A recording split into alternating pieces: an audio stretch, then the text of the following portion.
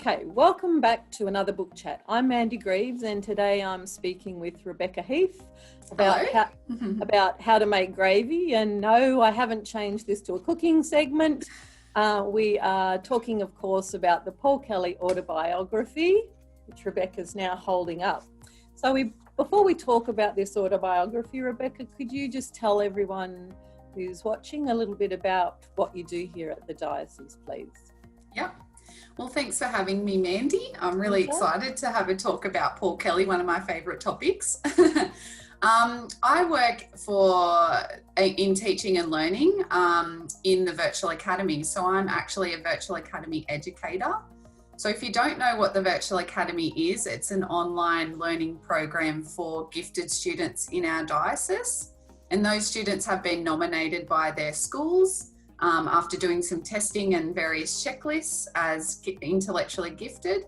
And they log on to me 3 hours a week and we do project-based learning style activities. And the students that I primarily work with are in years 5, 6, 7 and 8 from across our diocese. Okay, it sounds like it's an exciting initiative it'd be very interesting for you and for the students.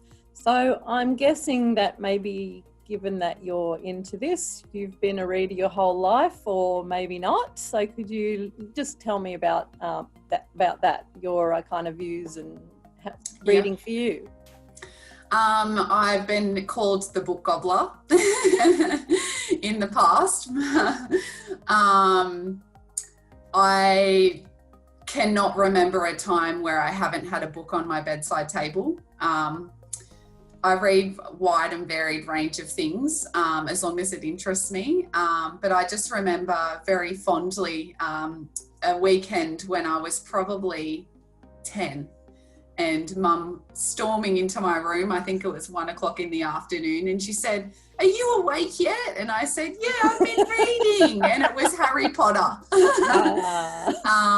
And I remember making a deal with my dad like a couple of days before, because we both hate the dentist, and I'd been dragged to the dentist, and I said, "I won't cry getting a needle if I can please have Harry Potter and the Prisoner of Azkaban." But before that, always loved books, but really the Harry Potter series was life-changing for me, as I'm sure a lot of people my age feel the same way. Certainly got me into the world of fantasy and spent many hours reading in my bedroom, to the point where, my mum was worried about me. Up until now, my journey with books has been on and off. I've always been a reader, but there are times in your life where you turn to books for a bit of safety. And I know that that's where I always go when I'm feeling a bit stressed. Okay. Yeah, and there's that famous quote that you're never alone if you've got a book in your hand, which is kind of true. And I'm guessing you felt this way when you were reading How to Make Gravy. So could you tell me, you can see I've got my own copy too. Could you tell me a little bit about the book, why you read it, why you chose it? So Paul Kelly, is a storyteller, and being an English teacher, high school English teacher, is my forte. Anybody who can use words in a profound way, it makes a connection with me. And I saw this in the bookshop and I thought I couldn't put it down or go past it. The other reason I picked it up is because Mum and I have a good connection over Paul Kelly. We talk about him a lot. She always tells me all the fun times she's been to see him, which is a lot more than me. And it's something, I guess he's on par with David Bowie for me in terms of the music that I always put on when I need a bit of mum time. And particularly if her and I are having a wine, we'll always put a Paul Kelly or David Bowie track on.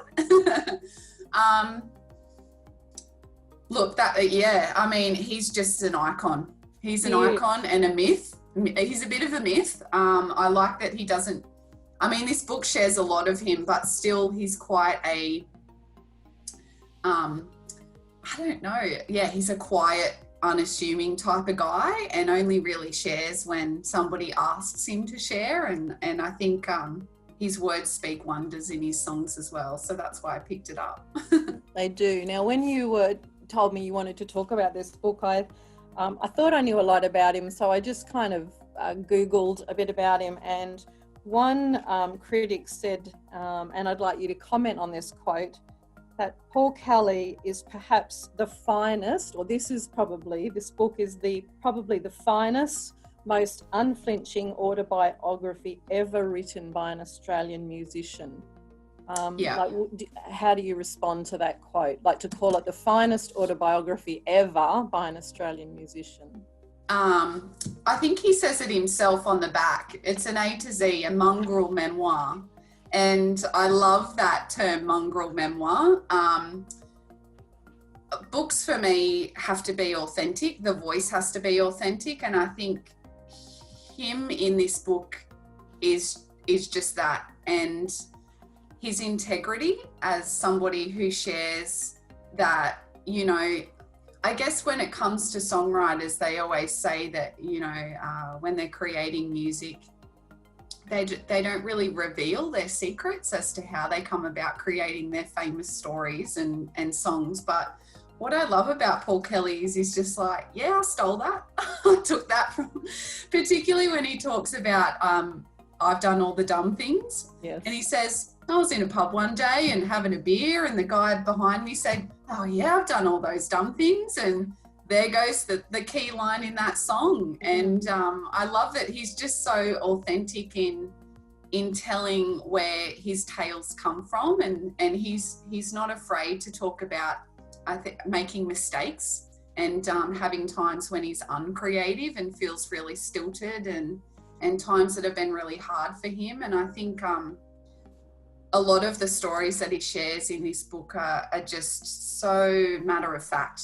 I feel like they're not dressed up. He's just like, this is what happened. And so I decided to write a song about it. Yeah, exactly. And do you think part of that creativity is his ability to actually listen to other people? Like you're saying, his inner part is listening. Yeah. Not only is he a storyteller, but I think he's a great listener. And I think that's where a lot of his stories come from, is by actually taking the time to really listen to other people's plights and issues. And like, if you think about his song From Little Things Big Things Grow, and how you know, talking about the Vincent Lingiari story and connecting with country and things like that, and you just see that he just I just think he just has no judgment for others. He's just takes everybody as they are and respects them no matter what stage of life that they're in. Yeah, and I don't ever get a sense of false empathy. It's like, it's truly authentic, what he's saying. And when you look at a lot of his interviews online, he when he responds to interview questions, he doesn't ever fumble for his words. You get the sense that he's really assured of himself, and he doesn't ever say too much either, which is what I like. Yeah. Now, it's interesting that you commented on that whole, like, it's a mongrel memoir. Like, it's quite interesting that he's quite happy to call himself like a mongrel. Like, what do you think that too says about the man? I think it's the Australian way to be the underdog, and Paul Kelly does tell a lot of sport stories in his songs. Yeah, a Shane song. Yeah, love it.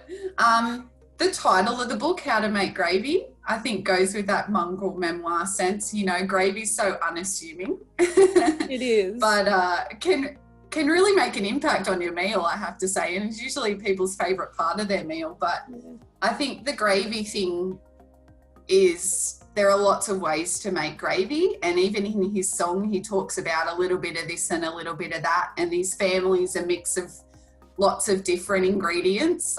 They're all coming together in a big mush of people who may not always get along. And I think that, gravy can be made in so many ways, and is such a family story. Like, grandma makes it this way, but I make it this way and I add this.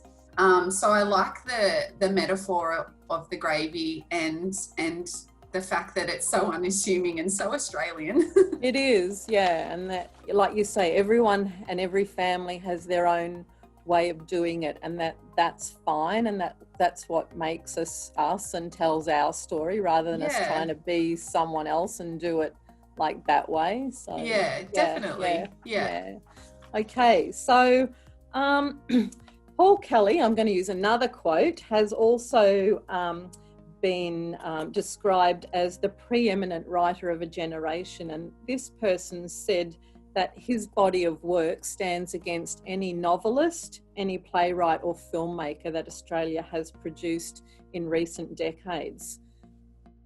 I was wondering if there was a quote, and it's hard to share your favourite Paul Kelly quote, but a quote that really spoke to you, and why did it speak to you? I mean, you might read this book again in 30 years and a different quote will speak to you, but can you just choose one and tell us a little bit about it? Yeah. So in this particular part of the book, he's talking about him and his band going on tour, and he's in Dublin, and he's seeing a soccer match between two sides who are pretty well matched. He says, "I know nothing about soccer." He loves AFL. He loves AFL. I think he's a Collingwood fan. Boo. But yeah, he says, "I know nothing about soccer," but this is what he actually says about the game. "There are many who say that a penalty shootout is an inadequate way to decide a match, but I think it's perfect. After two sides have wrestled each other for 2 hours and the scores stand locked together, this classic team game comes down to one man against another in the most elemental of contests. It's pure drama, demanding incredible nerve from the participants. It's unfair, yes. Cruel, yes. But that's one of the reasons we watch sport. Apart from the appreciation of skill, aesthetics and tactics, a longing to merge with a crowd and the chance to think magically, our deep and dirty desire is to witness cruelty, to know that we are to the gods as flies are to wanton boys, and to have it brought home to us that our fate is sometimes out of our hands, no matter how hard we work and how well we prepare. Same as life. Every mortal knows this sooner or later." So particularly I've underlined it when I read it. Yes. Which is something that I do because I like words. The bit where he says, "Our fate is sometimes out of our hands, no matter how hard we work and how well we prepare. Same as life." And I think just the beginning of this year is very clear in how much our fate is sometimes out of our hands. I like that quote because, you know, I do get quite worried about things and worried about the future and what might hold for me in the future. And I go back to this quote, and I actually took that and wrote it somewhere where I could look at it on a daily basis, or, you know, whenever I needed to. But I think it's good to know that we are part of a bigger universe, and that sometimes stuff happens. Stuff happens. And I think even just this week with Black Lives Matter, looking at stuff happening and realizing that, you know, we are part of a bigger picture, and we are part of a bigger universe where we all connect together. And that's sometimes stuff's out of our hands, but we can, you know, we can do stuff to make ourselves feel better and to connect with others. But yeah, I like that idea of fate, and, you know, that sometimes you just have to let things go. Yes. The small things, I mean, not the big things like Black Lives Matter, but the small things that are a part of you. And just yesterday I was sitting on a chair outside having a terrible day, and a butterfly came and landed on a leaf in front of me for about a whole minute. A whole minute. And I just looked at it and I said, yeah, that's fate telling me that there are bigger things in this world, and that your little things you can just let go and stuff happens sometimes that's out of your control. Yeah, it is. And sometimes I think when we let go and go with it, that we maybe find other things, other joys that we wouldn't have experienced if we hadn't let ourselves kind of be vulnerable like that. So yeah, for sure. Okay, it's probably your dream, and I know it's my dream. I would love to have a conversation with Paul Kelly, but I'd probably get so starstruck I couldn't say anything anyway. Yeah. So if perchance you did get to sit down at a pub with Paul Kelly and have a chat, what's one question or one idea or thing you'd really like to have a bit of a chat with him about? I had to think about this, and I did write some notes because I think I would also be starstruck. Kind of like the time when I met Adam Goods and said absolutely nothing to him. I fangirled so hard. It was just it's the most embarrassing thing I've ever done, and I can't live it down. I just keep getting reminded. So I think I'd need to have something written down if I was to meet Paul Kelly. So what I've noticed about the plethora of songs, it's such a big book of the A to Z of songs, and he actually plays them over 4 nights. So this is where the book idea came from. He's got such a discography of ideas, and I thought, how does he actually keep his passion and his integrity for such a length of time? Like usually great artists sometimes, you know, at some point topple off their pedestal, and which I think is not a fault of their own. It's due to our media and our hunger for watching somebody great fall. But I think, how has he just kept his cool, you know, like he's just so cool, and how has he managed to keep that for so long? Because I feel like in our world today, particularly being a part of the millennials, we're never truly happy, or we're always searching for that other thing that's going to make us happy. And I'm sure Paul Kelly does as well, but just to see his length of work for such a long time, you know, how does he keep that passion and that integrity is probably what I'd ask. Okay. I don't know if he'd have an answer for me, to be honest. No, and I think, I don't want to answer your question, but I think it's just the way he is. It's his personality, that he doesn't seem to be the kind of person that things, possessions matter to, that it's relationship, people that matter to him. And maybe that's what keeps him grounded. Who knows? Yeah. All right. All right. Thank you, Rebecca. No so the final question, of course, that I ask all my book chatters is to rate their book. 1 star, it was a waste of time, don't even bother getting it off the shelf, or 5 stars, or its type, it was really impactful, and it's something that everybody should read. This is hard because I feel like if you're not a Paul Kelly fan, you might not get it. If you're a words fan, you should pick this book up. I would give it, for myself, a 5 out of 5, just because of the fact that there are so many lessons in it. And I love the way that Paul Kelly tells you to pay attention to your life, to life, and that little things matter. And it's those connections to others that become a part of the fabric of your story, so that all interactions are important. And I think really that's what life is. So that's why I'd give it a 5 out of 5. And if you want to understand life a bit more, then read it. Okay, so it's kind of a philosophy in yeah. All right, that's fabulous. Well, I want to thank you so much for talking to me today, chatting to me today, Rebecca. It's been a pleasure, and maybe we'll get to talk about another book another time. Yeah, well, thanks for having me. My pleasure. All right, bye. Bye.